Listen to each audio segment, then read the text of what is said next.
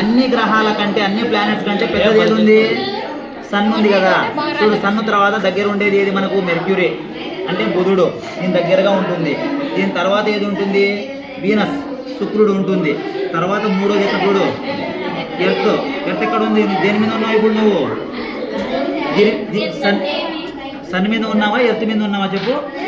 భూమి మీద ఉన్నావా, సూర్యుడి మీద ఉన్నావా ఇప్పుడు నువ్వు? ఎర్త్ మీద ఉన్నావు కదా.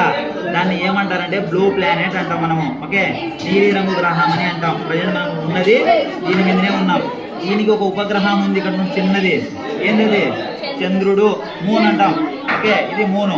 ఓకే, ఇక్కడ చూడండి, ఇక్కడ మొత్తం పోతే ఇక్కడ చూడండి, ఇక్కడ జూపిటరు, చూస్తావా? అటొచ్చే జూపిటరు, వీనసు, ఇక్కడ చూడు మార్స్, నెప్ట్యూను, అదో శాటర్న్. ఇక్కడ చూడు, శాటర్న్ ఒకటి కొత్త కనబడుతుంది కదా.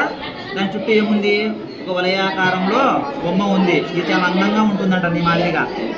ఓకే, దీన్ని అందమైన గ్రహం అంటామంట మనము. అందమైన ప్లానెట్ ఏదంటే ఏమంటారు? శాటర్న్ అంటాం మనము. నీ లెక్క అందం ఉంది కదా అది కూడా కదా. దీన్ని అందమైన గ్రహం అని అంటారు. ఓకే, ఇప్పుడు సూర్యుడి నుంచి దూరంగా ఉండేది ఏది? లాస్ట్ ఉండేది ఏది? ఇక్కడ చూడు, నెప్ట్యూన్ దూరంగా ఉంటుంది. సూర్యుడి నుండి మూడో గ్రహం వచ్చేసి ఏది అంటే ఎర్త్. ఓకే, భూమి. ఓకే, ఇప్పుడు మనము ఇక్కడ వెళ్తున్నాం. ఇక్కడ మార్స్ ఉంది కదా. ఇక్కడ మార్స్ చంద్రయాన్ ఉంది కదా. అప్పుడు దీని మీదనే పంపించాం మనం. దీని వెనకలా పోయి దీని మీద ఏం జరుగుతుందో చెప్పి మనం ఏం చేసినాం?